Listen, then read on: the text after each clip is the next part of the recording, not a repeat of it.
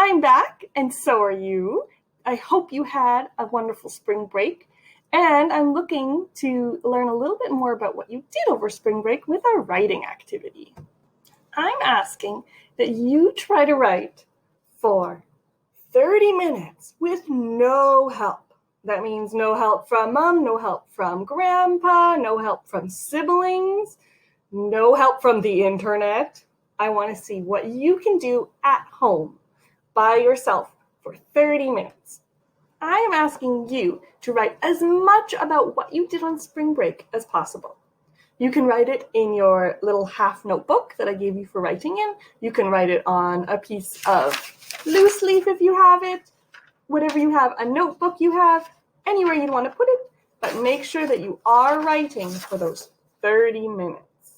You're going to find a quiet spot, somewhere where you can hopefully see a clock. It doesn't need to be the analog clock that's a circle. It can be a digital clock. But I would like you to figure out 30 minutes from when you start. So for example, if I start writing at 11:20, I'm going to look 30 minutes past that. So let's count by fives. 5, 10, 15, 20, 25, 30. So 30 minutes past 11:20, looking at the minute hand, is going to be 11:50 at the 10. So I know that when the minute hand goes all the way around and back up to the 10, I can stop writing. Hopefully, you'll be able to write that whole time without help. If you are struggling, try to remember what kinds of things you did over the break. Did you play outside? Did you play inside? Did you do any work? Did you go anywhere? I know a lot of you are stuck at home, but maybe you had to go grocery shopping. Did you learn a new game? Did you do any work? I don't know. I'd like you to tell me. And after the 30 minutes, you have as much time as you need. So take as much time as you need to edit. So that means that you're going to add. You're going to subtract words. You're going to exchange words and rearrange words. So when you're editing, it's not just looking for spelling. That's important, but changing it so it makes sense. So remember our editing code. The very first one, very important, is your M for meaning. That's when you might need to add or subtract some words, replace or exchange them. To your M for meaning, does it make sense if I say it out loud? C for capitals. Do I have capitals where they need to be? And do I have too many capitals? Are there capitals where lowercase letters should go? Check for that. Your spelling.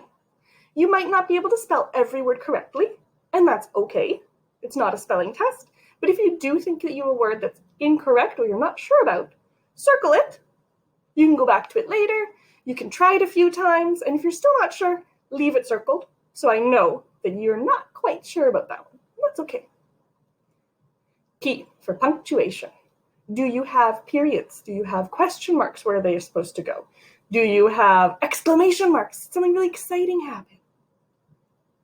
And N for neatness. When you're writing, I have to be able to read what you write. So please make sure you're writing on the line. You're taking your time so your letters look nice. And you have your finger spaces in between your words. That's all stuff that you should already know. I'm just giving you reminders since you're working at home. I'm very excited to see what your spring break was like. I know that on my spring break, I went for a lot of walks with my dog. I baked some really tasty food because I was a little bit bored being stuck at home a lot. And I was going to work on my maple syrup, but it snowed so much. So those are a little bit on hold. We'll have to wait for them. It got a little too cold, but that's the way it works when it's outdoors and you can't control the temperature. And I really look forward to seeing what kind of things you did on spring break. But remember that you are to be writing for at least 30 minutes. You can go extra. That's fine. You need to write for at least 30 minutes with no help. So you shouldn't be going to your family to ask them for help. This should be time when they can do the work that they also need to do. If that's cleaning, if that's working from home that they have to do, if that's taking care of another sibling, this is time where you shouldn't need help from them. So you let them do their work as well. All right, that's it from me today. And we're going to do more activities throughout the week. All right, bye.